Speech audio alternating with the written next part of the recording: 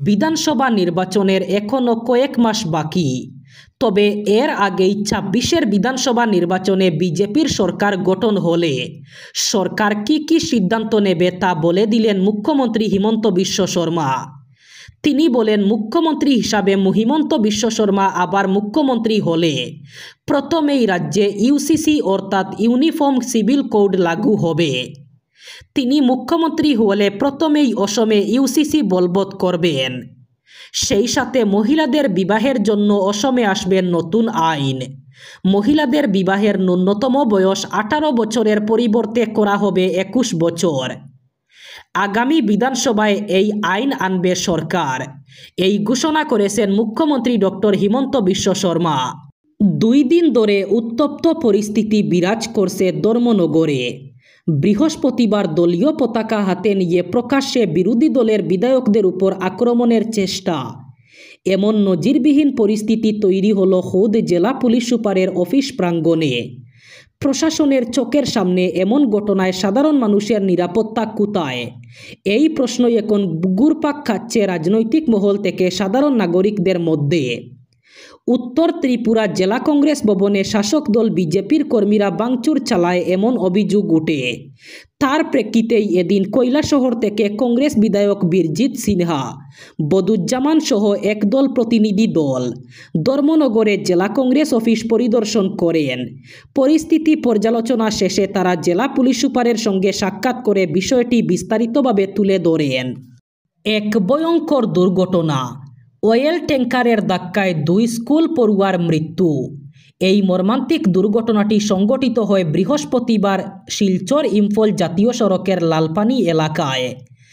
জানা যায়, লালপানি সানরাইজ স্কুলের কেজি 1 এবং নার্সারির পড়ুয়া সনাতম্ব মিয়া এবং আব্দুস সামাদ 2 জনকে সামাদের মা স্কুটি করে বাড়ি ফেরার পথে লালপানি এলাকায় একটি অয়েল ট্যাঙ্কার তার স্কুটিতে ধাক্কা দিলে ঘটনাস্থলেই 2টি শিশু প্রাণ হারায়। গুরুতর আহত হন সামাদের মাও। এই দুর্ঘটনার পর এলাকায় উত্তেজনার সৃষ্টি হয়। উত্তেজিত জনতা জাতীয় সড়ক অবরোধ করে তীব্র প্রতিবাদ জানান। দুর্ঘটনার খবর পেয়ে জিরিঘাট এবং লক্ষ্মীপুর পুলিশ ঘটনাস্থলে পৌঁছায়। পরিস্থিতি নিয়ন্ত্রণে আনতে বেশ বেগ পেতে হয় পুলিশের। উল্লেখ্য, লালপানির বাসিন্দা সানাচাও মিয়ার সন্তান সনাতম্ব মিয়া এবং বুরু মিয়ার ছেলে সামাদ। আসন্ন 2026-এর বিধানসভা নির্বাচনকে কেন্দ্র করে কাটিগড়া সমষ্টিতে কংগ্রেসের অন্দরে টিকিটের দৌড় ক্রমশই তীব্র হচ্ছে। এই দৌড়ে পাপন দেবের নাম বর্তমানে সবচেয়ে বেশি আলোচিত। সম্ভাব্য প্রার্থী হিসাবে নিজেকে তুলে ধরতে তিনি নিয়মিত মাঠে নেমে কাজ করছেন।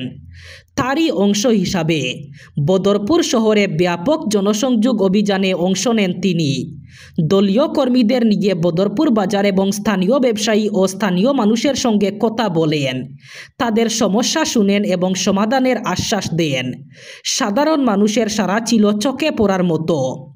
অনেকেই এসে তার সঙ্গে মত বিনিময় করেন।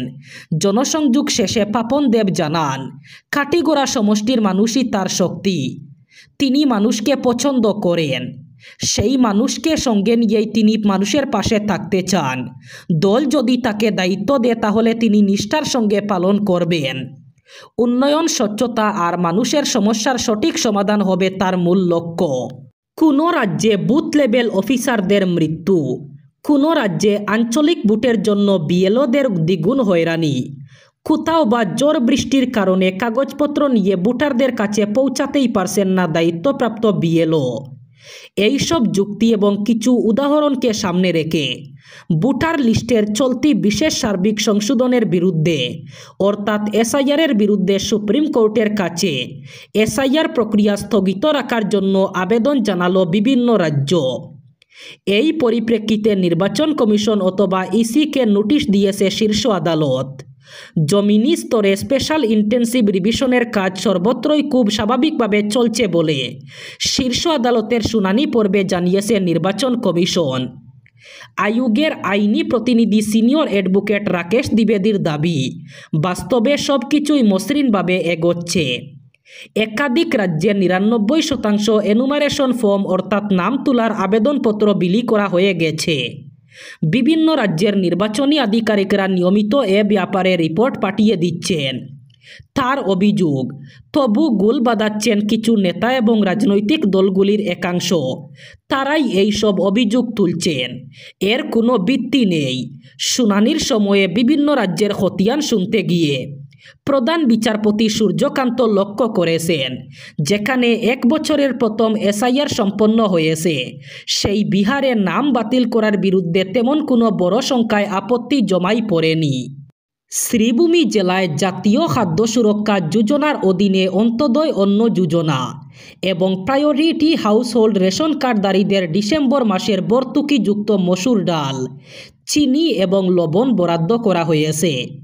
এতে শ্রীভূমির খাদ্য গণবণ্টন, উপভোক্তা বিষয়ক এবং বৈধ পরিমাপ বিজ্ঞান বিভাগ থেকে রেশন কার্ড পিছু প্রতিটি সামগ্রী 1 কেজি করে সংশ্লিষ্ট উপভোক্তাদের সরকার নির্ধারিত রেহাই মূল্যে বিতরণ করতে ন্যায্য মূল্যের রেশন দোকানিদের নির্দেশ দেওয়া হয়েছে। পাশাপাশি জেলার গ্রাম পঞ্চায়েত সমবায় সমিতি এবং হোলসেল কোঅপারেটিভ সোসাইটিগুলিকে আগামী 30 নভেম্বরের মধ্যে শ্রীভূমির ফকিরাবাজারস্থিত ASWC থেকে নির্ধারিত ভর্তুকিযুক্ত মসুর ডাল, চিনি এবং লবণ সংগ্রহ করতে এবং এরিয়ার অফিসারদের মাধ্যমে সংগ্রহের বিবরণ বিভাগকে জানাতেও নির্দেশ দেওয়া হয়েছে।